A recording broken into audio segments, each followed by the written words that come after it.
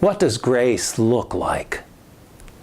I was privileged to spend 3 weeks this past July on a mission trip to Zagreb, Croatia, where I worked as a volunteer with Jesuit Refugee Services. There I had daily contact and rich conversations with many beautiful but suffering people in 3 refugee camps. I met men and women and a significant number of unaccompanied minors, most from Syria, Afghanistan, Iran, and Iraq, as well as smaller numbers from other troubled countries in the Middle East and beyond.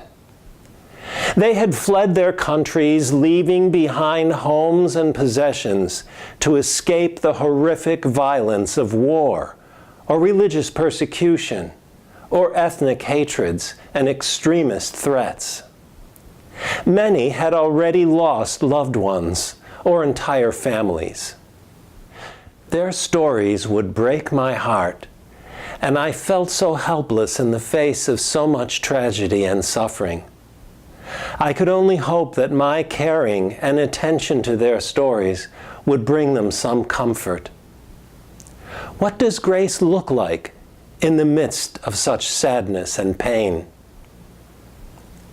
There was the 23-year-old man who had to flee from Bangladesh because he was Hindu, and some extremists among the Muslim majority were killing or maiming the Hindu minority.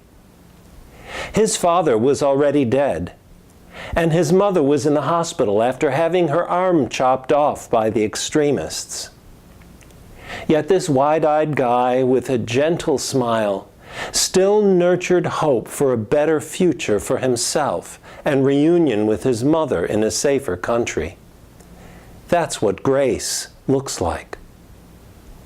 Then there was the young married couple, also 23, who had secretly converted to Christianity in Iran, where that is a crime punishable by death or decades of imprisonment. They had fled when their conversion began to be whispered about, and the religious police learned of it. I sat in their little room at the camp in awe of the passion in their voices as they spoke of Christ and their dedication to Him. That's what grace looks like. There was the young Muslim man from Aleppo in Syria who had fled the war there with his pregnant wife and their 3-year-old daughter.